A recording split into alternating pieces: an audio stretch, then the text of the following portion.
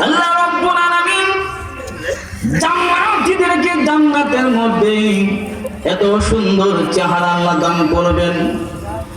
Body হবে, দেখো হবে আদম আলাইহিস সালামের মতো। আল্লাহ রাব্বুল আলামিন কণ্ঠ দিবেন দাউদ আলাইহিস সালামের মতো।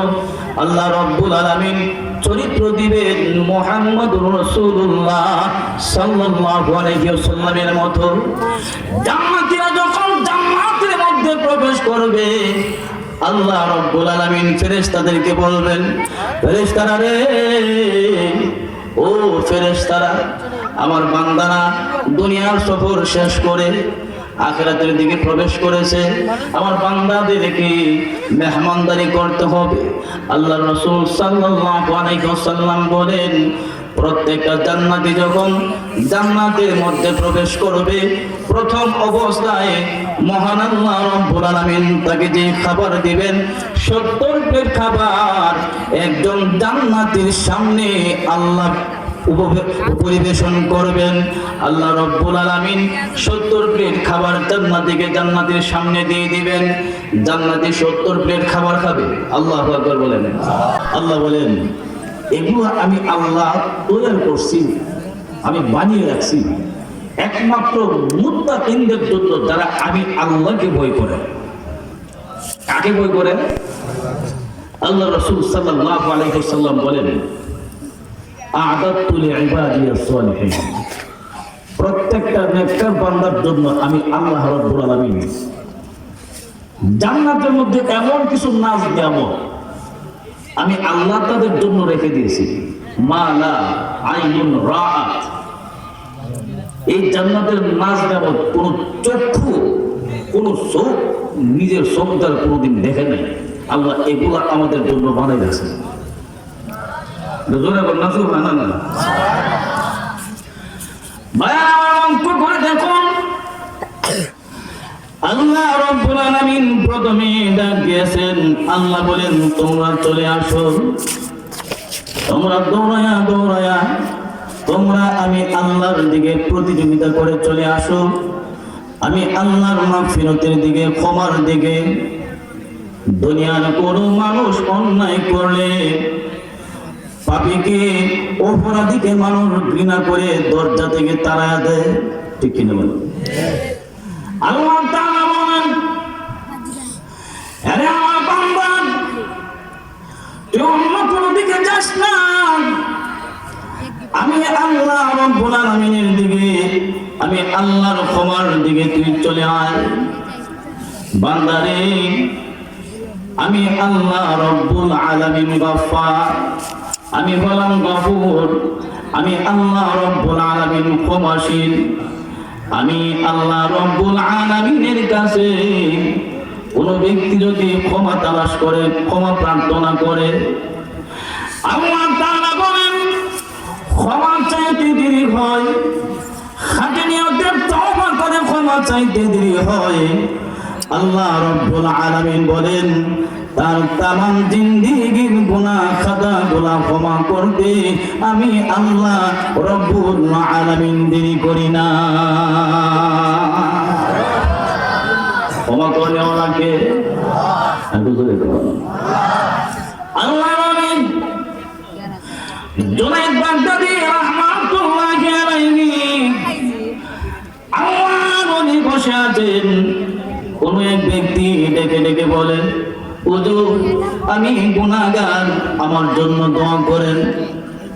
কি সমস্যা?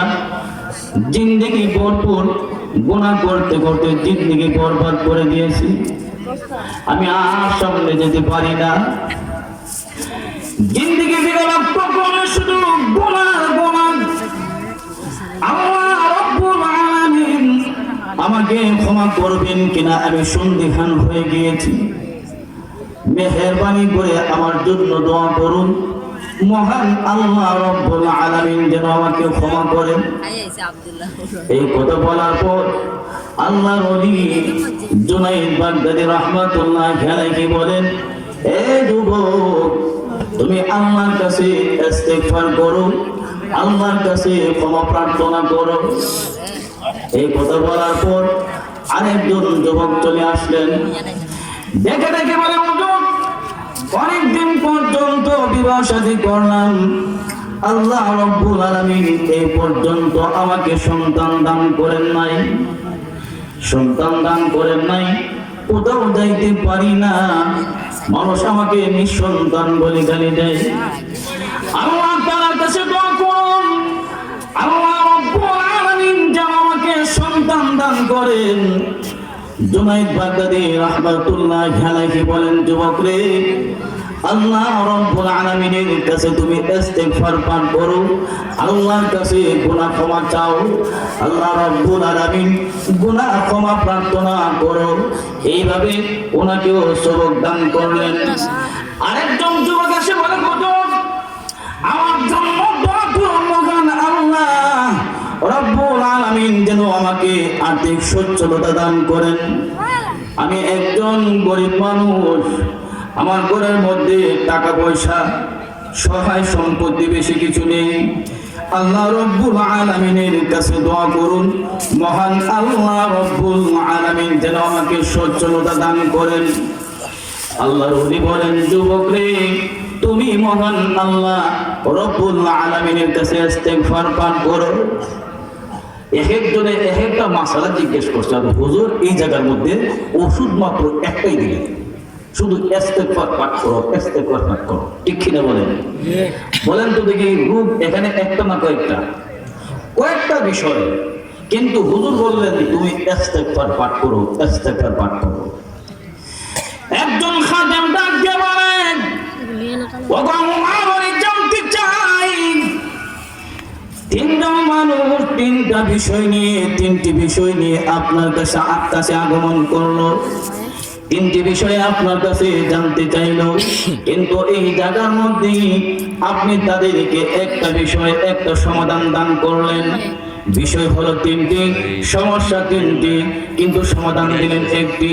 তিনজনকে আপনি বললেন তোমরা শুধু ইস্তিগফার করো, আল্লাহর কাছে ইস্তিগফার পাঠ করো, আল্লাহর কাছে ক্ষমা চাও। আস্তাগফিরুল্লাহ, আস্তাগফিরুল্লাহ, আস্তাগফিরুল্লাহ। ক্ষমা করনেওয়ালা কে? আরো জোরে বলেন।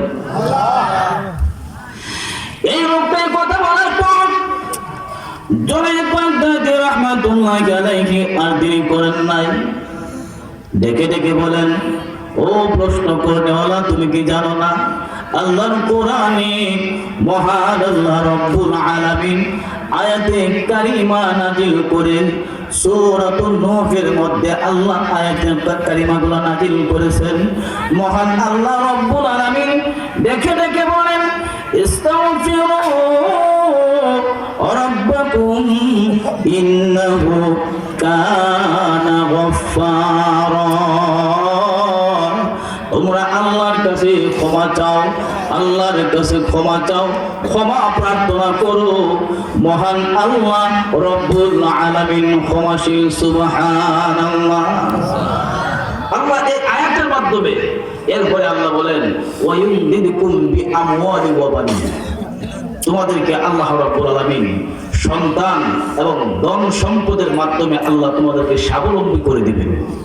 তো আয়াতের মধ্যে আছেন, এগুলো তো আল্লাহ আয়াতের মাধ্যমে বলে দিয়েছেন, এগুলো তো আমি নতুন করে বলি নাই। রূপ ভিন্ন হবে কিন্তু সমাধান একটা হবে, আল্লাহর কাছে ক্ষমা চাওয়া। কথা বলে ঠিক কিনা? এবার আসুন, এই ক্ষমার পরে আল্লাহ বলেন, তোমরা আমি আল্লাহর জান্নাতের দিকে দৌড়ে আসো। আল্লাহর জান্নাতের দিকে যাওয়া দরকার আছে কিনা? নাই?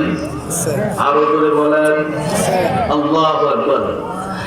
লা ইয়াসমাউনা ফিহা লাগওয়ান ওয়ালা কিযাবা। আল্লাহ বেহুদা কোনো কথা থাকবে না, মিথ্যা কোনো কথা থাকবে না ওই জান্নাতের মধ্যে। আমাদের শাস্ত্রের মধ্যে বসলে যে পরিমাণ কথাবার্তা শুরু হয়, আমার মনে হয় এক একজন মানুষ জিবরাইলের কাছে পিএইচডি অর্জন করছে। নাউজুবিল্লাহ বলেন। সকল খুবই কথাবার্তা, যে কথাবার্তার কোনো ব্যক্তি নাই। এমন কিছু কথাবার্তা যেগুলো দুনিয়াতেও নাই, দুনিয়ার এরিয়ার ভিতরে কথা নাই, এমন পাইলে কিছু কথাবার্তা শুরু করে হারা। ওই জান্নাতের মধ্যে মারামারি কাটাকাটি, আমাদের জামানা মারামারি আছে কিনা নাই? আর একটু জোরে গো, আপনাদের আওয়াজে বোঝা গেল যে না আলহামদুলিল্লাহ এলাকার একটু মোটামুটি ভালোই আছে, আর বাবার টাকাটা আমরা চাই, কথা বল ঠিক কিনা? জান্নাতের মধ্যে হিংসা হাসাদ মারামারি কাটাকাটি থাকবে না। আল্লাহু আকবার বলেন। ভাইরা আমার লক্ষ্য করে দেখুন, আল্লাহ রাব্বুল আলামিন ডাক দিয়ে বলেন, তোমরা আমার জান্নাতের দিকে চলে আসো। এমন জান্নাতের বান্দা আমি আল্লাহ রাব্বুল আলামিন তোমাদের জন্য রেখে দিয়েছি, যার প্রশস্ততা হবে আরদুহাস সামাওয়াতু ওয়াল আরদ, আসমান এবং জমিনের মধ্যে যে যতটুকু জায়গা আছে 500 বছরের রাস্তা। আল্লাহ রাব্বুল আলামিন বলেন ওই জান্নাতের প্রশস্ততা হবে 500 বছরের রাস্তা। একদম জান্নাতি যখন জান্নাতের মধ্যে প্রবেশ করবে, আল্লাহ রাব্বুল আলামিন এই জান্নাতীকে এমন সুন্দর চেহারা, এত সুন্দর চেহারা আল্লাহ দান করবে। অনেক মুরব্বী বসে আছেন, চাপা এইভাবে চাপা ঢুকে গেছে, ডাল ঢুকে গেছে, চাপাও ঢুকে গেছে, এখন দাঁত নাই, এরপরে দাড়ি পেকে গেছে, চুল হয়ে গেছে। জান্নাতে যখন জান্নাতীরা প্রবেশ করবে, জান্নাতি প্রত্যেকটা জান্নাতীর চেহারা হবে ইউসুফ আলাইহিস সালামের মতো। আচ্ছা জোরে বলুন সুবহানাল্লাহ। ইউসুফ পয়গম্বরের মতো চেহারা আমরা জান্নাতে চাই কিনা চাই না? অনেকে বুঝলে যে ওয়াশ করতেছে, এটা হইতে পারে না হইতে পারে, বিশ্বাস হয় না তো, কথা বল ঠিক কিনা? বিশ্বাস হয় না তো ইদানিং কিছু বিশ্বাস হয়, ব্যাপার ব্যাপার ঠিকঠাক করে ময়দা ময়দা লাগাইয়া ওই যে বিউটি পার্লার মধ্যে নিয়ে যেগুলা বুথ সাজায়, যে এগুলা দেখলে মনে হয় না আল্লাহ করতে পারবো, কথা বল ঠিক কিনা? আরো জোরে বল। যারা জান্নাতে প্রবেশ করবে আল্লাহ রাব্বুল আলামিন তাদেরকে চেহারা দিবেন ইউসুফ আলাইহিস সালামের মতো সৌন্দর্য আল্লাহ দান করবেন। এই সৌন্দর্য কম না বেশি? আল্লাহ রাব্বুল আলামিন জান্নাতীদেরকে জান্নাতের মধ্যে এত সুন্দর চেহারা আল্লাহ দান করবেন। বডি হবে দেখো হবে আদম আলাইহিস সালামের মতো। আল্লাহ রাব্বুল আলামিন কণ্ঠ দিবেন দাউদ আলাইহিস সালামের মতো। আল্লাহ রাব্বুল আলামিন চরিত্র দিবেন মুহাম্মদুর রাসূলুল্লাহ সাল্লাল্লাহু আলাইহি ওয়াসাল্লামের মতো। জান্নাতীরা যখন জান্নাতের মধ্যে প্রবেশ করবে, আল্লাহ রাব্বুল আলামিন ফেরেশতাদেরকে বলবেন, ফেরেশতারা রে, ও ফেরেশতারা, আমার বান্দারা দুনিয়ার সফর শেষ করে আখিরাতের দিকে প্রবেশ করেছে, আমার বান্দাদেরকে মেহমানদারি করতে হবে। আল্লাহ রাসূল সাল্লাল্লাহু আলাইহি ওয়াসাল্লাম বলেন, প্রত্যেকটা জান্নাতি যখন জান্নাতের মধ্যে প্রবেশ করবে, প্রথম অবস্থায় মহান আল্লাহ রাব্বুল আলামিন তাকে যে খাবার দিবেন 70 প্লেট খাবার একজন জান্নাতীর সামনে আল্লাহ পরিবেশন করবেন। আল্লাহ রাব্বুল আলামিন 70 প্লেট খাবার জান্নাতীর সামনে দিয়ে দিবেন। জান্নাতি 70 প্লেট খাবার খাবে। আল্লাহু আকবার বলেন। কয় প্লেট খাবার? 70 প্লেট খাবার।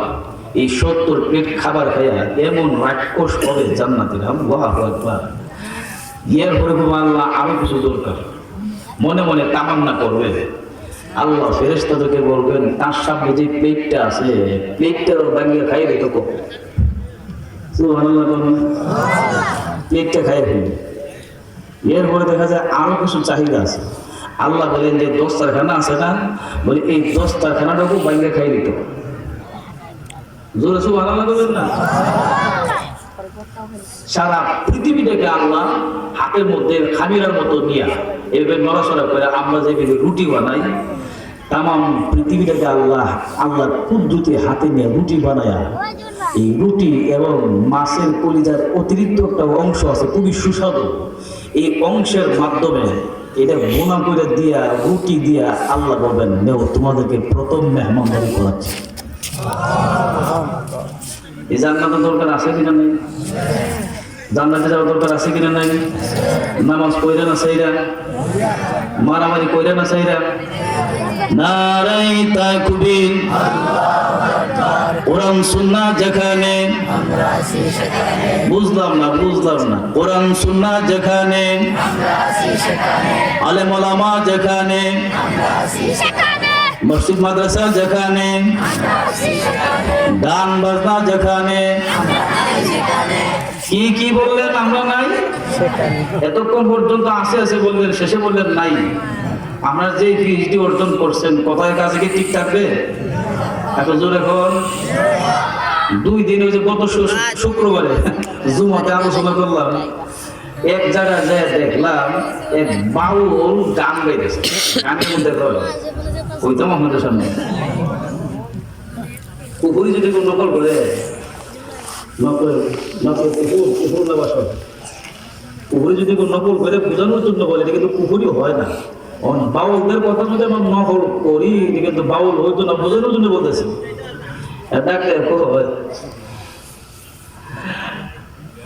মুরগির হয় না ফরজ গোসল, হাঁসের হয় না বিয়ে, আর পিছন থেকে একটা মানে এটা তাও দিতেছে। এরা দেখছি এরা একজনের গান গায়, পিছনে আর একটা মাইক করে রাখে, এটা তাও দেয়, আছে কিনা নাই?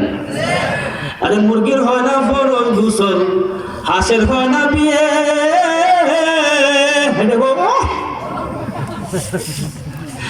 আরে এই মুরগির ডিম খাও রে মোল্লা, কোন ফতুয়া দিয়ে? মুরগির হয় না বড় গোসল, হাঁসের হয় না বিয়ে, এই মুরগি এবং হাঁসের ডিম খাও মোল্লা কোন ফতুয়া দিয়ে? কেমন আটকানি আটকাইছে চিন্তা করছেন? আমি এটা তফসিল খুঁজে পাই না। গত শুক্রবারে জুমার নামাজ, আমার মসজিদটা আমার 150 বছরের ঊর্ধ্বে পুরাতন মসজিদ, কেন্দ্রীয় মসজিদ। তো এটা আমার মধ্যে এসে পড়ছে, তো বললাম যে এটার তাফসির কি করতাম আপনাদের সামনে। তবে আমি যা বুঝি যারা এই মুরগি এবং হাঁসের ডিম খাইবা, তারা ফরজ গোসল করতে পারতাম, কথা কোন ঠিক কিনা? বিয়া শাদী করতে পারতাম না। আর যারা বিয়া শাদী করো, ফরজ গোসল করো, তার কথা অনুযায়ী এই হাঁস মুরগির ডিম খেতে পারতাম না। কথা কোন কথা বলে এছাড়া আমি দেখতে এই গানের ব্যাগটা বুঝি না। এটার নাম হেরা দিয়েছে মার হতি। কি হতি? কথা বলে আরে বড় বড় ডেক্সার যে বড় বড় ডুমুর জুমজুম জাহান্নাম, এগুলা দেয়া হেরা এই ভেলার চেলে আর আমলারে বোঝায়, আছে কিনা নেই? আমরা কষ্ট হইতেছে, যারা আওয়াজ করে না বুঝে দেবো এরা ওই যে এই বাটি, কথা কোন ঠিক কিনা? আরে মুরগির হয় না ফরজ গোসল, হাঁসের হয় না বিয়ে, এই হাঁস মুরগির ডিম খাও রে মোল্লা, কোন ফতুয়া দিয়ে রে? নাউজুবিল্লাহ কইবেন না, এটা আমরা শুনতে জানি না। এরপরে আমি বললাম বাউল শব্দটা কেন বানাইছে জানি না, তবে এই হুজুর আছেন, আপনাদের এলাকার বড় হুজুর আছেন, বাউল শব্দটা যে ইসলামী সব আছেন, ওনাদের কাছে জানিয়ে নিয়ে নেন। আর বাউলু থেকে বাউল আসছে, আর বাউলু পেশাব করনা, আর বাউলু পেশাব করনা মানে প্রস্রাব করা, এখান থেকে বাউল আসছে।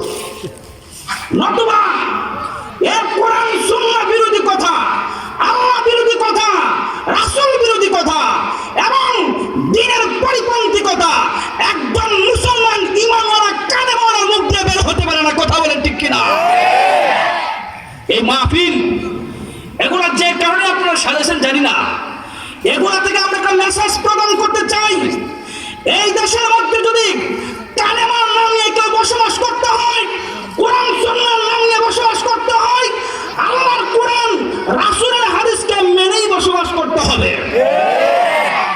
তুমি ঈদের নামাজের সবার আগে জানাজার নামাজেও হুজুররা যে ওয়াজ করে না, হেরা দ্বিগুণ ওয়াজ করে। এটা এই দিকটা নাই, ঢাকায় এই দিক দিয়ে আমরা দাঁড়ায় এদের ওয়াজ শুনে মনে মনে করে শয়তান মনে হাসে। হুজুর এখন ঠিক কিনা? করে দেখো জান্নাতের মধ্যে যখন জান্নাতীরা প্রবেশ করবে। আল্লাহ রাব্বুল আলামিন একজন জান্নাতীকে 70টা হুর জালমান হুর পরি দিবে। সুবহানাল্লাহ। এত সুন্দর আল্লাহ রাব্বুল আলামিন এত সুন্দর হুর পরি দিবে। আল্লাহু আকবার। মুখ থেকে যদি একজন হুর পরি এক ফোঁটা তুতু আটলান্টিক মহাসাগরের মধ্যে নিক্ষেপ করে, আল্লাহ রাসূল বলেন গোটা আটলান্টিক মহাসাগরের পানি সব মধুর মতো মিষ্টি হয়ে যাবে। শুধু তাই নয়, আল্লাহ নবী রাহমাতুল আলামিন বলেন, ও দুনিয়ার মানুষ শুনে রাখো, আমার উম্মতেরা শুনে রাখো, জান্নাতি যখন জান্নাতে প্রবেশ করবে, আল্লাহ রাব্বুল আলামিন এত সুন্দর চেহারা জান্নাতীকে দান করবে। হুর গেলমান হুর পরিদেরকে আল্লাহ সুন্দরী বানায়া আল্লাহ রাব্বুল আলামিন জান্নাতীকে উপহার দিবে। কেউ কারোর সাথে কোনো গাদ্দারি করবে না, কারো ক্ষতি করবে না, কারোর সাথে কোনো ধোঁকাবাজি করবে না, কারো হক নষ্ট করবে না। এই জান্নাতি যখন জান্নাতের মধ্যে প্রবেশ করবে, আল্লাহ রাব্বুল আলামিন বলেন, ও জান্নাতীরা তোমরা কি চাও? জান্নাতীরা বলবে, জান্নাতের মধ্যে যা কিছু পাওয়ার ছিল সব কিছু পেয়ে গেলাম। আল্লাহ রাব্বুল আলামিন একজন জান্নাতীকে, আপনার একজন জান্নাতীর ছোট একজন জান্নাতীকে মহান আল্লাহ রাব্বুল আলামিন এই দুনিয়ার সমান 10টা দুনিয়ার সমান জান্নাত দান করে দিবে। এই জান্নাতীরা যখন জান্নাতের মধ্যে প্রবেশ করবে, আল্লাহ রাব্বুল আলামিন বলেন, ও জান্নাতীরা জান্নাতের মধ্যে তোমাদেরকে বাড়ি দিলাম, নারী দিলাম, গাড়ি দিলাম। বাজারের মধ্যে যাবে, কোনো বিক্রেতা নাই, শুধু মাল থাকবে, দোকানপাট থাকবে। জান্নাতী যখন জান্নাতের বাজারের মধ্যে প্রবেশ করবে, দোকানের মধ্যে যে মালের দিকে লক্ষ্য করবে, আল্লাহ রাব্বুল আলামিন ডেকে ডেকে বলবে, ও জান্নাতী তুমি আফসোস করার প্রয়োজন নাই। যে মালামালের দিকে, যে পণ্যের দিকে তুমি লক্ষ্য করলে, পণ্যের দিকে তুমি লক্ষ্য করে তাকালে, আমি আল্লাহ রাব্বুল আলামিন তোমার জন্য ওই পণ্যকে রিজার্ভ করে দিলাম। আমি আল্লাহ তোমার জন্য নির্দিষ্ট করে দিলাম, যাও যাও তোমার বাসার মধ্যে পণ্যগুলা আমি আল্লাহ রাব্বুল আলামিন নিজ দায়িত্বে পৌঁছায়া দেব। এই জান্নাত আমাদের দরকার আছে কিনা? নাই। শুধু তাই না, একটা পাখির দিকে উপর দিকে লক্ষ্য করে দেখবে, হাজার হাজার পাখিগুলা উপর দিকে উড়ে যায়, এভাবে ডানা দিয়ে উড়ে যায়। আর এই পাখির দিকে লক্ষ্য করে অনেক সুন্দর লাগে, আফসোস করবে, আর এই পাখি যদি খাইতে পারতাম। এমনি পাখিটা জবে হইয়া বোনা হইয়া জান্নাতের সামনে চলে আসবে, আল্লাহ রাব্বুল আলামিন সঙ্গে সঙ্গে জবান খুলে দিবে, রে জান্নাতি, ও জান্নাতি তুই আফসোস করলি, আফসোস করেছিস, তুই আশা আকাঙ্ক্ষা করেছিস আমাকে খাওয়ার জন্য। মহান আল্লাহ রাব্বুল আলামিন আমাকে তোর জন্য বোনা বানায়া এই মুহূর্তে তোর সামনে পেশ করেছে। আপনাদের খারাপ লাগতেছে? শুধু তাই না, বারবার অল্প সময় বেশি লম্বা করব না, আমার দায়িত্ব হবে অল্প সময় আমি আপনাদের সামনে আলোচনা করব। মজার আলোচনার সামনে আছে, জান্নাতি যখন জান্নাতের মধ্যে বসবাস করবে, এত সুন্দর জান্নাত, মালা আইনুন রাআত ওয়ালা উযুনুস সামিআত ওয়ালা খাতার আলা কলবি বাশার। আল্লাহর নবী বলেন, ওই জান্নাতের নাজ নেয়ামত কোন চোখ, কোন ব্যক্তি কোনদিন দেখে নাই, চোখে দেখে নাই, কানেও শুনে নাই, এবং অন্তর দ্বারা কোনদিন কোন অন্তর কল্পনাও করে নাই। আল্লাহু আকবার বলেন। জান্নাতীরা জান্নাতের মধ্যে দীর্ঘকাল পর্যন্ত বসবাস করবে। আল্লাহ রাব্বুল আলামিন বলবেন, জান্নাতীরা রে, ও জান্নাতীরা, আজকে জুমাবার শুক্রবার, জুমাবার শুক্রবার জান্নাতীদেরকে আল্লাহ দাওয়াত দিবেন, ফেরেশতারা যা যা আমার বান্দা যারা আছে দুনিয়ার মধ্যে শুক্রবার জুমাবার একত্রিত হতো। নজর এখন ঠিক কিনা? জুমার নামাজ আমরা একত্রিত হই কিনা? হই না? এক ইমাম সাহেব ওয়াজ করছে যারা বেনামাজি সবাই শুয়োর, মানে এলাকার মানুষ সবাই লাঠি সুরা রয়ে গেছে। আপনি আমরা শুয়োর করে কেন হুজুরে তোমরা শুয়োর করলে মানে আপনি কইছেন না যারা নামাজ পড়ে না সবাই শুয়োর, আমরা নামাজ পড়ি না আমরা সবাই শুয়োর, আমরা সবাই মারব। মসজিদ যখন ঘেরাও করছে ইমাম সাহেব তো করছে বেকায়দায় দরজা লাগাবে না, তোমাদেরকে বলে নাই বাবা, তোমাদেরকে বলে নাই, ও কাকে বলছে যারা নামাজ পড়ে না, আমরা নামাজ পড়ি না। ইমাম সাহেব তো বাস্ত হইব, কথা কয় না, এমনি বাস্ত হইব না। ভিতর থেকে বাবা তোমরা কি 5 ওয়াক্ত নামাজ পড়ো না? কোন আমরা 5 ওয়াক্ত নামাজ পড়ি না। তোমরা কি জুমার নামাজ আদায় করো না? কোন জুমার নামাজ আমরা আদায় করি না। বিপদ বলছে না বেচারা বাঁচার জন্য নামাজি বানাইতে চায়, হারা কোনো নামাজ পড়ি না। লাঠি সুরা দেখছে তো উপায় নেই, আমার কথা কোন ঠিক কিনা? তোমরা কি জানাজার নামাজ পড়ো না? কোন না আমরা জানাজার নামাজ পড়ি না। কই কি ইমাম সব চেষ্টা করতেছে কোনো মতে নামাজি বানায় জানতে বাঁচানো, আর এরা কোনো নামাজ পড়ি না। আপনি আপনারা শোর করলেন কেন? আজকে আপনার মাইরে বলতো এমনি শেষে জিজ্ঞেস করে বাবা তোমরা কি ঈদের নামাজ পড়ো না? হ্যাঁ ঈদের নামাজটা পড়ো। হুজুর সুযোগ পাই বাবারা তোমরা তো নামাজি, তোমরা কি তোমরা নামাজি, আর নামাজি আমার ভাগনা ধরছে, আমি নামাজি বুঝে শুভ যারা নামাজ একেবারেই করে না তারা শুভ। এমনি কই কথা আগে বুঝে না কইবেন মজুর এখন ঠিক না। শুক্রবার হাজার না হাজার মানুষ জুমার মসজিদে একত্রিত হয়। আল্লাহ বলবেন এই ফেরেশতারা ওদেরকে দাওয়াত দাও, আমি আল্লাহ এই শুক্রবার জুমাবার আমি আল্লাহ ময়দানে মসজিদে প্রত্যেকটা জান্নাতীর সাথে আমি আল্লাহ নিজে সাক্ষাৎ দান করব। আল্লাহর সাথে সাক্ষাৎ পাইতে রাজি আছেন কিনা? আছেন? আরো জোরে কোন রাজি আছে কিনা? আছে না? আল্লাহ কবুল করুক, সবাই বলে আমিন। আরো জোরে বলে আমিন।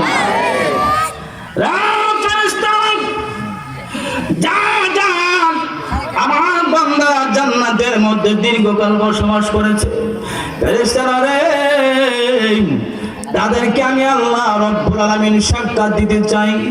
ফেরেশতারা ডেকে ডেকে বলবে আল্লাহ রব্বুল আলামিন তোমাদেরকে সাক্ষাৎ দিতে চান, আল্লাহ রব্বুল আলামিন তোমাদেরকে দাওয়াত দিতে চান। কোথায় যাব গো? ময়দানে মসজিদ, ময়দানে মসজিদ, শুক্রবার জুমাবার ময়দানে মসজিদ নামক একটা ময়দান, ওই ময়দানের মধ্যে সবাইকে আল্লাহ দাওয়াত দিয়েছে। এত বড় একটা ময়দান হাদিস শরীফের মধ্যে এসেছে আল্লাহ রব্বুল আলামিন জিবরাইল আলাইহিস সালাতু ওয়াস সালামকে 100 নয় 200 নয় 600 নূরের পাখা দিয়েছে। কয়শত?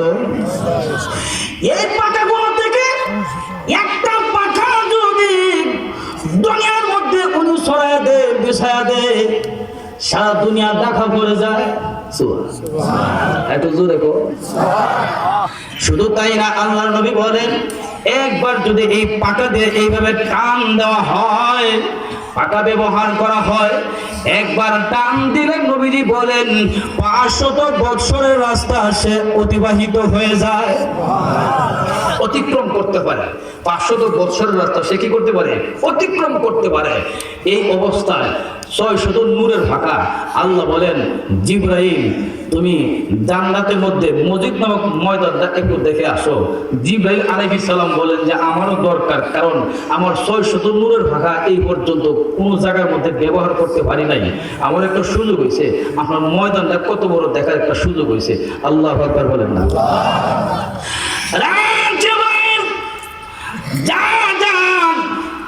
ময়দানে মসজিদটা তুমি দেখে আসো, মসজিদ নামক ময়দানটা তুমি দেখে আসো। ময়দানের মধ্যে চলে গেলেন। জিবরাইল আলাইহিস সালাতু ওয়াস সালাম লক্ষ্য করে দেখেন এত বড় ময়দান জিন্দেগিতে কোনোদিন এত বড় ময়দান দেখে নাই। একটা পাকা ছেড়ে দিলেন, আরেকটা পাকা ছেড়ে দিলেন, আরেকটা পাকা ছেড়ে দিলেন। 100 পাকা, 200 পাকা, 300 পাকা, 400 পাকা, 500 পাকা, 600 পাকা ছেড়ে দিলেন। সব পাকাগুলো ছেড়ে দিয়ে জিবরাইল আলাইহিস সালাম যখন টান শুরু করে দিলেন, 1 বছর নয় 2 বছর নয়, কিতাবের মধ্যে উল্লেখ করা হয় 70 বছর পর্যন্ত এইভাবে টানতে লাগলেন। জিবরাইল আলাইহিস সালাম 70 বছর পর্যন্ত টেনে এই ময়দানের কোণার মধ্যে ঘোরাফেরা করতে লাগলেন। আল্লাহ রাব্বুল আলামিনকে ডেকে ডেকে বলেন, প্রভু গো, আমি কতটুকু জায়গা আমি অতিক্রম করেছি। আল্লাহ রাব্বুল আলামিন বলেন, জিবরাইল তুমি জানো না এই ময়দানের এক কোণার মধ্যেই তুমি পড়ে আছো। 500 বছরের রাস্তা যায় মাত্র একবার টান দিলে একটা দানা, এখন 600 দানা দিয়া যখন কাম শুরু করছেন, একদিন 2 দিন না 70 বছর পর্যন্ত এইভাবে দানা দিয়ে চলাফেরা করছেন, ময়দানের এক কোণার মধ্যে ঘুরে রয়েছে। এখন বুঝেন তো দেখি ময়দানটা কত বড় হবে। আল্লাহু আকবার বলেন, আরো জোরে বলেন। এই ময়দানে আমাদের সবাইকে যারা এখানে বসে আছি, জান্নাতের এই ময়দানে মসজিদের কথা শোনার জন্য যারা বসে আছি, আল্লাহ রাব্বুল আলামিন ওখানে আমাদেরকে বসার তৌফিক দান করুন। আমিনের আওয়াজে বোঝা যায় না আপনারা নিজেদেরকে বিশ্বাস করতে পারতেছেন না। আরো জোরে বলি, আরো জোরে বলি। একে অপরের পক্ষে যেন আমরা সাক্ষ্য দিতে পারি। আল্লাহ কবুল করুক, সবাই বলে আমিন। জান্নাতের মধ্যে ময়দানে মসজিদের মধ্যে যখন ঘোরাফেরা করবে, এই জিবরাইল আলাইহিস সালাম ডেকে ডেকে বলবে, প্রভু আল্লাহ 70 বছর পর্যন্ত 600 নূরের পাকা দিয়ে টান দিলাম, কিন্তু শেষ পর্যন্ত পৌঁছতে পারলাম না। কত বড় ময়দান। আল্লাহ রাব্বুল আলামিন বলবেন, ফেরেশতা যা জান্নাতীদেরকে নিয়ে আয়, আমি আল্লাহ রাব্বুল আলামিন জান্নাতের মধ্যে তাদেরকে সাক্ষাৎ দান করব। প্রত্যেকটা জান্নাতীর জন্য আল্লাহ রাব্বুল আলামিন স্তর বিশেষ, প্রত্যেকটা জান্নাতীর জন্য আল্লাহ একটা করে আসন কায়েম করবেন, চেয়ার বসাই দিবেন। কারো চেয়ার স্বর্ণের, কারো চেয়ার রূপার, আবার কারো মানিক মুক্তার। ওরকম ভাবে দামি দামি পাথরের মাধ্যমে প্রত্যেকটা জান্নাতীর জন্য ময়দানের মধ্যে আল্লাহ আসনের ব্যবস্থা করবেন। আল্লাহ বলেন, জান্নাতীরা তোমরা বসো। ফেরেশতাদেরকে আল্লাহ রাব্বুল আলামিন বলবেন, ও ফেরেশতারা একটা মঞ্চ কায়েম করো। এই যে মঞ্চের মতো সাধারণ মঞ্চ না, অনেক সুন্দর অনেক বড় একটা মঞ্চ হবে। এই মঞ্চের মধ্যে আল্লাহ রাব্বুল আলামিন বলবে, আলাদাভাবে 3টা চেয়ার ওখানে কায়েম করো। সুবহানাল্লাহ বলেন। চেয়ার আমার ভাষায় একই, এখানে আসন, কথাটা বুঝছেন না? একটা আসন হলো দাউদ আলাইহিস সালামের জন্য। দাউদ আলাইহিস সালাম নাম শুনছেন তো? একটু জোরে বলুন। আরেকটা আসন হলো মুহাম্মদুর রাসূলুল্লাহ সাল্লাল্লাহু আলাইহি ওয়াসাল্লামের জন্য। সুবহানাল্লাহ বলেন। আর আরেকটা আসন এই ময়দানের এই সমাবেশের সভাপতি যিনি হবেন, মহান আল্লাহ রাব্বুল আলামিনের জন্য আরেকটা আসনের ব্যবস্থা করা হবে। ওখানে আল্লাহ কি সুন্দর ব্যবস্থা রাখছে। এই তিরফল আপনার সাবিয়ানা যেগুলো বানাইছেন, আবার মনে করেন না যে ময়দানে মসজিদের মধ্যে এগুলোই থাকবে, এগুলো মনে করেন না। আল্লাহু আকবার। একটা মেশকে আম্বরের টিলা হবে। আমার কথা শুনলে সবাই চিৎকার করে যদি সুবহানাল্লাহ না বলেন, বোঝা গেল আমার একিনের ঘাটতি আছে। একটা মেশকে আম্বরের টিলা হবে। মেশকে আম্বর বুঝেন তো? সুগ্রাণ, শুধু গ্রাণ আর গ্রাণ। আল্লাহু আকবার বলে। এই টিলা থেকে আল্লাহ জান্নাতের ওই ময়দানে একটা মৃদু হাওয়া বাতাস চালাই দিবেন। টিলার মধ্যে বাতাসটা বাড়ি খাইয়া টিলার যে সুঘ্রাণ আছে, প্রত্যেকটা জান্নাতের গায়ের মধ্যে ওই গুড়ি বৃষ্টি হইলে যেভাবে গায়ের মধ্যে খুব ভালো লাগে, এই টিলার থেকে এইভাবে সুঘ্রাণটাকে আল্লাহ হাওয়ার মাধ্যমে, বাতাসের মাধ্যমে প্রত্যেকটা জান্নাতের দেহের মধ্যে লাগাই দিবে। জান্নাতীরা বলবে, যার যার আসলে চেয়ারের মধ্যে বলবে। আল্লাহ বলবেন, দাউদ পয়গম্বর কোথায়? আপনি উপরে আসেন। সুবহানাল্লাহ বলেন। আল্লাহ এতগুলা পয়গম্বরের মধ্যে দাউদ আলাইহিস সালামকে ডাকবেন কেন? দরকার আছে, জানা দরকার আছে কিনা নেই? আরো জোরে কোন। এখানে কি আদম আলাইহিস সালাম নাই? এখানে অন্যান্য নবী নাই? কোন নবীকে ছোট করার জন্য বলতেছেন আল্লাহ মাফ করুক। কিন্তু এক একজন নবীকে আল্লাহ রাব্বুল আলামিন বিশেষ খুশুসিয়ত দান করছেন, গুণাগুণ দান করছেন। সব নবীর কাছে ক্ষমতা আছে, কিন্তু বিশেষ ক্ষমতা দান করার কারণে বিশেষভাবে ওই গুণে তিনি গুণান্বিত। এটা আল্লাহর পক্ষ থেকে আল্লাহ প্রদত্ত গুণ। দাউদ আলাইহিস সালাম যখন দুনিয়াতে জাবুর তেলাওয়াত করতেন, আল্লাহু আকবার, সাগরের মৎস্যকুলগুলা মাছগুলা ওনার তেলাওয়াত শোনার জন্য, ওনার কণ্ঠ শোনার জন্য সাগরের পারে তীরে এসে সবগুলা বীর জমাইত। আর আমরা এলাকার মানুষ যারা নদীর ঘাটে হাইতে গেলে কয়টা বনিয়াদম বুঝছি দৌড়ে নেওয়ার জন্য আছে, জোরে কোন ঠিক কিনা? দাউদ আলাইহিস সালামের কণ্ঠ শোনার জন্য ওনার কণ্ঠ থেকে 72 কিসিমের আওয়াজ বের হতো। আল্লাহু আকবার বলে। তো এবার উনি যখন জাবুর তেলাওয়াত করতেন, মাথার উপর দিক দিয়ে যে পাখিগুলা উড়ে যেত, এগুলা নিস্তব্ধ এক জায়গার মধ্যে জমা হয়ে ওনার মাথার উপর দাঁড়ায় থাকতো আল্লাহর নবীর কণ্ঠে তেলাওয়াত শোনার জন্য। আল্লাহ বলবেন উঠেন, উনি উঠবেন। এর পরে আরেকটা চেয়ার তো খালি। কিনা সবাই মনে মনে চিন্তা করবো, আরে আমার নাম্বার যদি আল্লাহ কইতে হবে। কিন্তু আল্লাহ দ্বিতীয় পর্যায়ে ঘোষণা করবেন, আজকের এই সমাবেশের যিনি প্রধান অতিথি, যিনি প্রধান অতিথি আপনি আসেন, মুহাম্মদুর রাসূলুল্লাহ সাল্লাল্লাহু আলাইহি ওয়াসাল্লামকে আহ্বান করা হবে, আপনি আসেন। হুজুর এখানে উঠবেন, আল্লাহ নিজের আসনে বসবেন। আল্লাহু আকবার বলেন। তখন যে কি অবস্থা, কেমন সুন্দর লাগবে, এটা আপনাদেরকে আমি এই চামড়া জিহ্বা দ্বারা বইলে বোঝানো সম্ভব না, কেমন যে লাগবে। আল্লাহু আকবার বলেন। প্রভু রব্বুল আলামিন ডাক দিয়ে বলবেন, দাউদ আমার কোরআনুল কারীম থেকে তেলাওয়াত শুরু করে দাও। দাউদ আলাইহিস সালাতু ওয়াস সালাম তেলাওয়াত শুরু করবেন। আল্লাহ রাব্বুল আলামিন বলবেন, সূরাতুল মুলক তেলাওয়াত করো। সূরাতুল মুলক তেলাওয়াত করবেন। বিসমিল্লাহির রাহমানির রাহিম। তাবারাকাল্লাযী বিয়াদিহিল মুলক ওয়া হুয়া আলা কুল্লি শাইইন কাদির।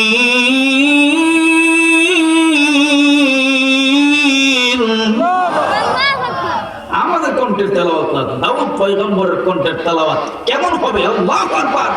সমস্ত মানুষ হাত কইরা এইভাবে গালের মধ্যে হাত লাগায়া তেজ দিয়া ওনার কণ্ঠের তেলাওয়াত শুনতে থাকবে। সামনের সুবহানাল্লাহর আওয়াজ মোটামুটি ভালো, পিছন দিক দিয়ে যারা আছে মনে হয় যেন রমজান ভাই রোজা রেখে হারা বইছে। হুজুর এখন ঠিক কিনা? সুবহানাল্লাহ একটু জোরে কোন, একটু জোরে কোন। দাউদ আলাইহিস সালাম তেলাওয়াত শুরু করবেন। আল্লাহ রাব্বুল আলামিন বলবেন, ও দাউদ তোমার তেলাওয়াত বন্ধ করে দাও। মানুষেরা হা করে দাউদ পয়গম্বর আলাইহিস সালামের তেলাওয়াত শুনতে থাকবে। এত সুন্দর তেলাওয়াত জিন্দেগিতে কোনোদিন এত সুন্দর তেলাওয়াত শুনে নাই। দাউদ আলাইহিস সালাম তেলাওয়াত করতে লাগবে। আল্লাহ রাব্বুল আলামিন বলবে, দাউদ রে তেলাওয়াত বন্ধ করে দাও। দাউদ আলাইহিস সালাম যখন তেলাওয়াত বন্ধ করে দিবে, জান্নাতের ময়দানে মসজিদের মধ্যে একটা নিস্তব্ধতা কাজ করবে। সবাই হা হা করে তাকিয়ে থাকবে। তেলাওয়াত এত মজা ছিল, বন্ধ হয়ে গেল কেন? আল্লাহ রাব্বুল আলামিন ডেকে ডেকে বলবে, তোমাদের ভিতরে আফসোস, কেন তেলাওয়াত বন্ধ হয়ে গেল? জান্নাতীরা রে, ও জান্নাতীরা, তোমরা অপেক্ষা করো। এই মুহূর্তে আমি আল্লাহ রাব্বুল আলামিন দাউদ পয়গম্বরের কণ্ঠে তোমাদেরকে তেলাওয়াত শুনিয়েছি, তোমরা এখন অপেক্ষা করো। আমি আল্লাহ রাব্বুল আলামিন যেই নবী যার চেহারা মুবারক দেখে হাজার হাজার বেঈমান কাফের মুসলমান হয়ে গিয়েছিল, যার কণ্ঠ শোনার জন্য বেঈমান কাফেররা দিনের বেলা রাহমাতুল লিল আলামিনের বিরোধিতা বিরোধিতা করেছে। রাত্রিবেলা নবীর ঘরের চতুর্দিকে দাঁড়ায়া বেঈমান কাফেররা রাহমাতুল লিল আলামিনের তেলাওয়াত শুনেছে। বেঈমান কাফেররা যার তেলাওয়াত শোনার জন্য রাত্র জাগরণ করত, চতুর্দিকে তাকায় থাকতো, চতুর্দিকে রাসূলের ঘর ঘেরাও করে রাখতো। ও জান্নাতীরা, যার উপর আমি আল্লাহ রাব্বুল আলামিন এই কোরআনুল কারীম নাজিল করেছি, এই কোরআনুল কারীম থেকে আমার হাবিব রাহমাতুল লিল আলামিন এই মুহূর্তে তেলাওয়াত করবে। আল্লাহ বলবেন, ওগো আমার হাবিব, আপনি তেলাওয়াত করুন। আল্লাহ বলবেন, আমি হলাম রহমান আর আপনি হলেন মুহাম্মদুর রাসূলুল্লাহ সাল্লাল্লাহু আলাইহি ওয়াসাল্লাম। আমার নামে যেমন সূরা আছে পবিত্র কোরআনের মধ্যে, আপনার নামেও আমি আল্লাহ একখানা সূরা নাজিল করছি, আর এই সূরার নাম হলো সূরা ইয়াসিন। রাসূলের আরেকটা নাম মুবারক ছিল ইয়াসিন। আল্লাহ বলবেন, আপনি ইয়াসিন থেকে আপনি তেলাওয়াত করে এই ময়দানে যারা জান্নাতি আছে, জান্নাতীদেরকে আপনি সন্তুষ্ট করুন। একটু জোরে কন। জান্নাতীরা শোনার জন্য যখন এইভাবে বসে থাকবে, আল্লাহ রাসূল টান দিবেন, বিসমিল্লাহির রহমানির রহিম,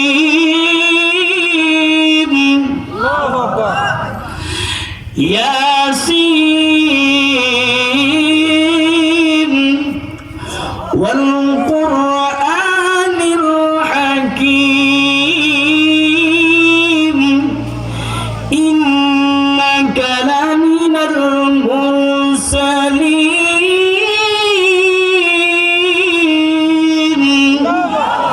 তেলাওয়াত শুরু করবে। জান্নাতীরা পাগলের মতো হয়ে যাবে। রাহমাতুল লিল আলামিনের কণ্ঠ, যে কণ্ঠ শোনার জন্য সাহাবায়ে কেরাম নিজের ঘর বাড়ি ছেড়ে চলে আসতো। আবু বকর সিদ্দিক রাদিয়াল্লাহু তাআলা মসজিদে নববীর মধ্যে বসে আছেন। লক্ষ্য করে দেখেন হযরত ওমর চলে আসতেছে, আরো কয়েকজন সাহাবী চলে আসতেছেন। একজন আরেকজনকে জিজ্ঞাসা করে, ভাই কেন তুমি চলে এসেছো? পেটের মধ্যে ক্ষুধা লেগেছে? পেটের মধ্যে ক্ষুধা লাগলে মসজিদে কোনো খাবার আছে? না না, মসজিদের মধ্যে কোনো খাবার নাই। কিন্তু জানি আল্লাহর হাবিব রাহমাতুল লিল আলামিনের চেহারা মোবারকের দিকে তাকাইলে আমাদের পেটের ক্ষুধাগুলো সঙ্গে সঙ্গে নিবারণ হয়ে যায়।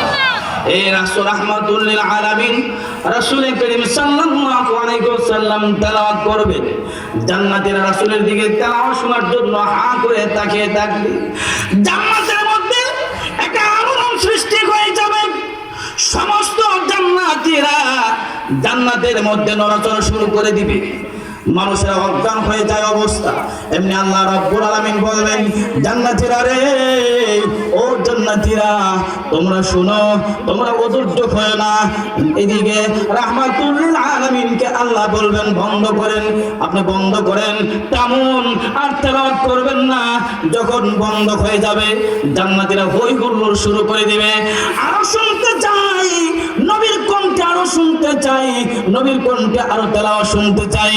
আল্লাহ রাব্বুল আলামিন ডাক দিয়ে বলবে, ও জান্নাতীরা, ও ধৈর্য হয়ো না, এইবার আমি মহান আল্লাহ রাব্বুল আলামিন নিজেই তোমাদেরকে তেলাওয়াত করে শোনাবো। আল্লাহ বলবেন যে আমি এখন এই মুহূর্তে নিজেই তোমাদেরকে কোরআন থেকে তেলাওয়াত করে শোনাবো। যেই আল্লাহ দাউদ আলাইহিস সালামকে সৃষ্টি করেছেন, যে আল্লাহ মুহাম্মদুর রাসূলুল্লাহকে সৃষ্টি করেছেন, যে আল্লাহ কণ্ঠ দেওয়ার মালিক, ওই আল্লাহ যখন নিজে কোরআন নাজিল করলেন, এই আল্লাহ রাব্বুল আলামিন যদি আমাদের সামনে তখন তেলাওয়াত করে কেমন হবে? আল্লাহু আকবার। আল্লাহ বলবেন, আমি হলাম রহমান। সুবহানাল্লাহ বলেন। আল্লাহ সূরাতুর রহমান থেকে তেলাওয়াত করবেন। আমরা তো সূরাতুর রহমান এইভাবে পড়ি, বিসমিল্লাহির রহমানির রহিম, আর রহমানু আল্লামাল কুরআন, খালাকাল ইনসান, আল্লামাহুল বায়ান। আমরা এইভাবে তেলাওয়াত করি, কিন্তু আল্লাহ ওখানে একটা শব্দ বাড়াই দিবেন। আল্লাহ বলবেন আনার রহমান, সুবহানাল্লাহ বলেন। আল্লাহ বলবেন আনা আনা আনা শব্দটা বাড়াই দিবেন। আনা শব্দের শাব্দিক অর্থ হলো আমি। যে রহমান তোমরা শুনতে শুনতে আসছো, পড়তে পড়তে আসছো, যেমন বিসমিল্লাহির রহমানির রহিম, রহমান আছে, আছে কিনা নাই? যেমন আলহামদুলিল্লাহি রাব্বিল আলামিন আর রহমানির রহিম, পাঁচ ওয়াক্ত নামাজের মধ্যে সূরা ফাতিহা দরকার পড়ে কিনা বলে না? এখানে রহমান আছে কিনা নাই? যে রহমান জপতে জপতে পড়তে পড়তে তো শুনতে শুনতে তোমরা আসছো, আনার রহমান, সেই রহমান আমি হলাম রহমান। আল্লাহ তেলাওয়াত শুরু করবেন, মানুষগুলো পাগল পার হয়ে যাবে। আল্লাহর তেলাওয়াত শুনতে রাজি আছেন কিনা নাই? আরো তো দেখুন,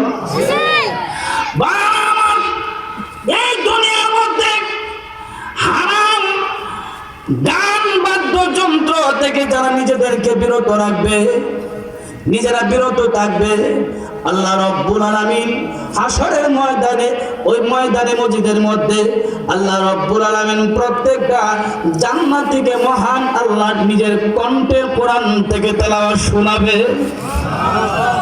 এখন আমরা তো গান বাজনা, এই যে একটা হেডফোন লাগাইছে, হেডফোন আছে কিনা নাই? মুরব্বীরা বুঝবেন না, আপনারা এটা দেখলেও বুঝবেন না।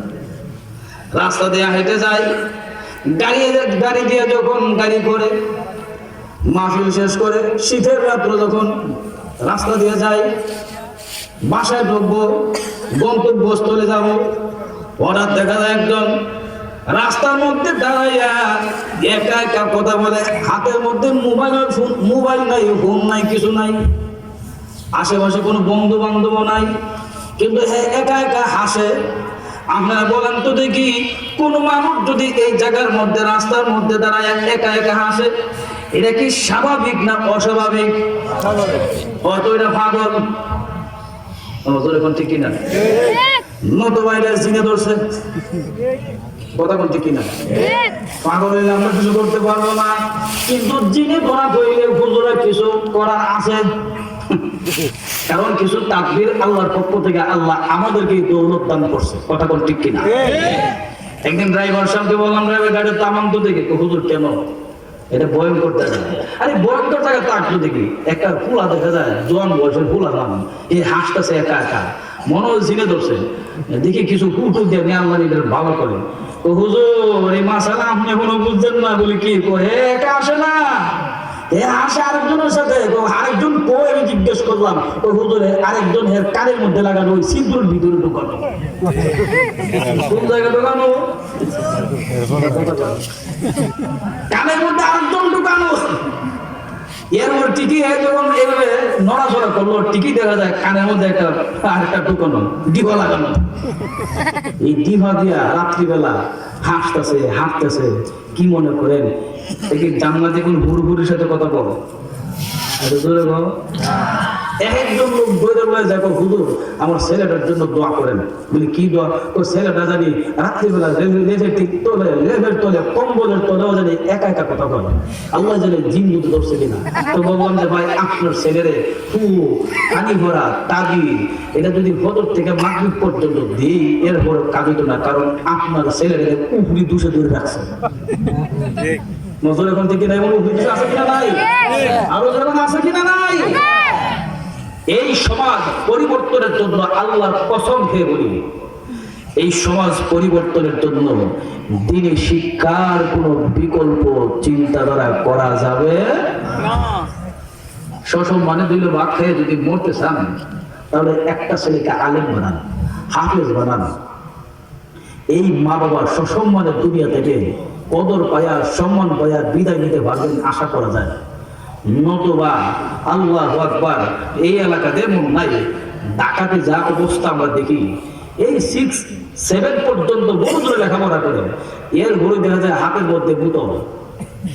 বোতল কি দুধের বোতল? না না, আসল না, কথা কোন ঠিক কিনা?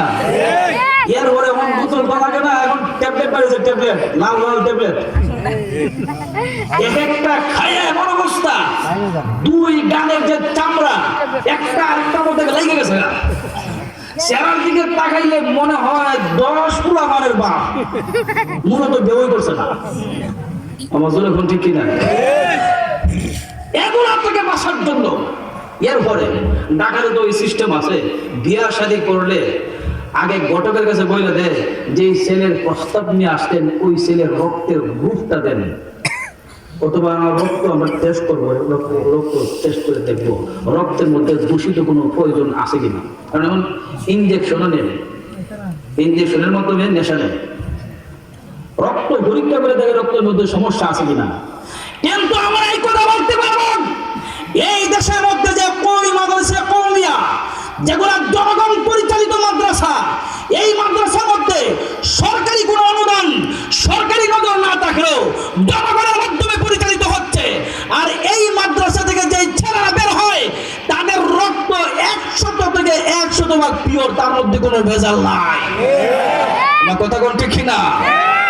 পরীক্ষা করার কোনো দরকার নাই, ভেজাল নাই, কারণ তাদের রক্তের মধ্যে ভেজাল ঢুকাইবার কোনো সুযোগও নাই। 12 বছর 15 বছর পর্যন্ত লেখাপড়া করে আল্লাহ হুজুররা বাইয়ে দুইয়া শেষ সাথে তাহাজ্জুদের নামাজ পড়ায়। এখন ঠিক কিনা?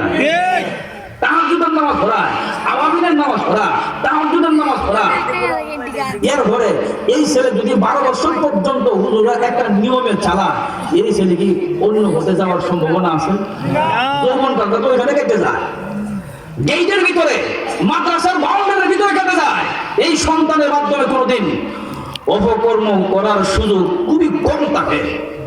এর বড় বাংলাদেশের যে সাধুবাদ কিছু পত্রিকা আছে, একটা দুইটা ঘটনা ভাইলে এমন ভাবে হুডাইয়া উঠায় মনে হয় এরা জিবরাইল ফেরেশতার চাচাতো ভাই। তোমার জোরে বলতে কিনা?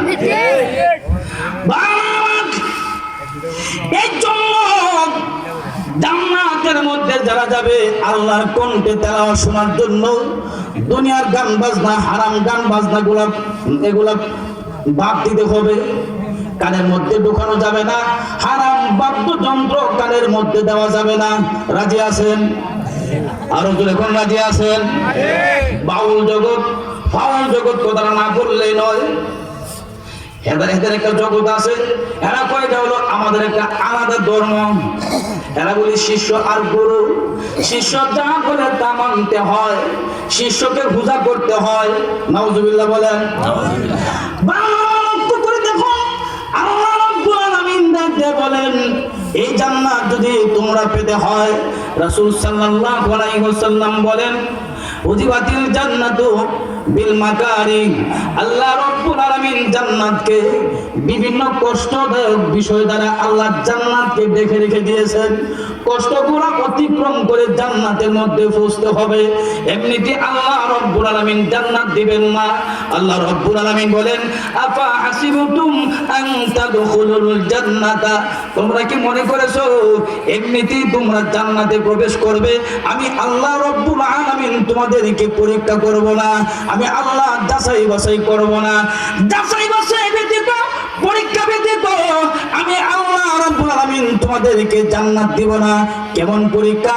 ঈমানি পরীক্ষা আল্লাহ রাব্বুল আলামিন প্রত্যেকটা মানুষকে করবেন। সাহাবায়ে কেরাম উত্তীর্ণ হয়েছেন।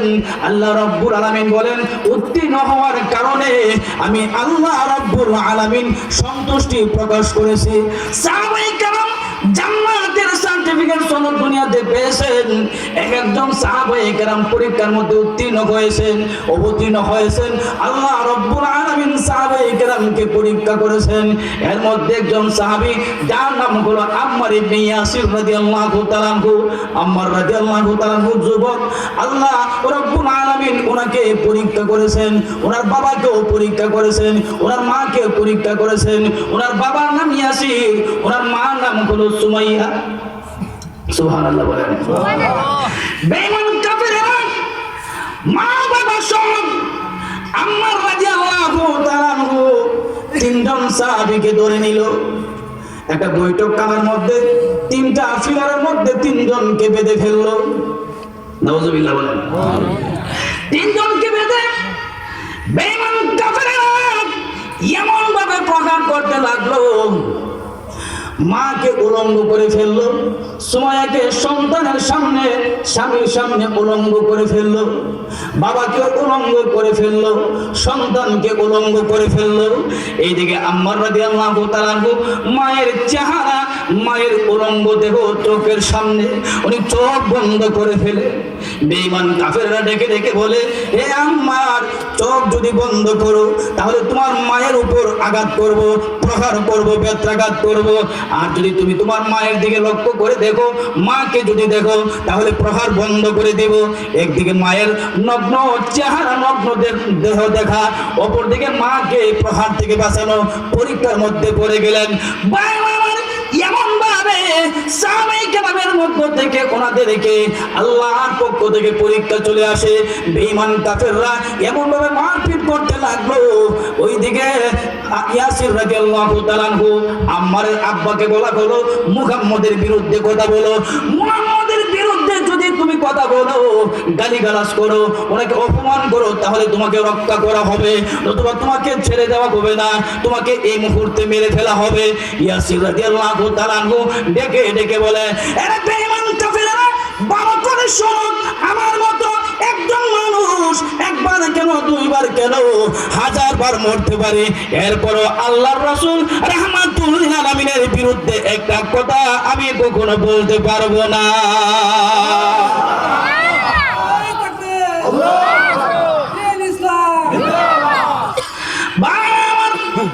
ইয়াসির রাদিয়াল্লাহু তাআলা কে বলা হলো, বুঝে এইভাবে হবে না, আঙ্গুল সোজা করে কাজ হবে না, আঙ্গুল বাঁকা করতে হবে, আঙ্গুল বাঁকা করতে হবে।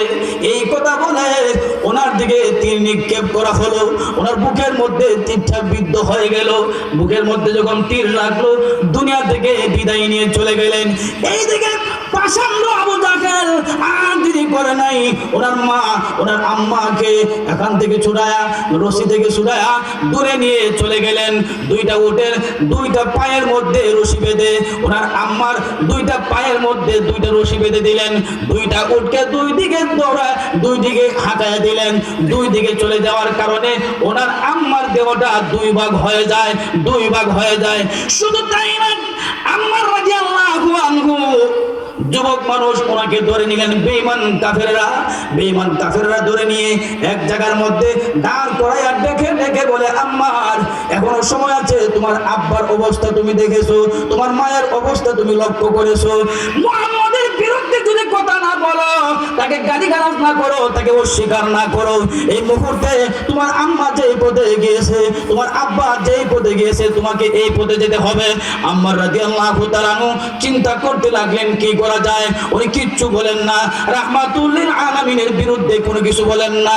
কিন্তু এমন একটা সময় চলে আসলো, পানির মধ্যে ওনার মাথা চেপে ধরে রাখলো, পানির মধ্যে ওনাকে চুবাইতে লাগলো। ওনার দম বন্ধ হয়ে যাবে, বাপ, দম বন্ধ হয়ে যাবে, শ্বাস প্রশ্বাস বন্ধ হয়ে যাবে। এমন অবস্থায় উনি হাত দ্বারা ইশারা দিলেন। কাফের বেঈমানরা হাত এই অবস্থায় ছেড়ে দিলেন। ওনাকে ছেড়ে দেওয়ার পর আম্মার রাদিয়াল্লাহু তাআলা আনহু রাহমাতুল লিল আলামিনের বিরুদ্ধে কয়েকটা কথা বললেন। বলার সঙ্গে সঙ্গে বেঈমান কাফেররা ওনাকে ছেড়ে দিলেন।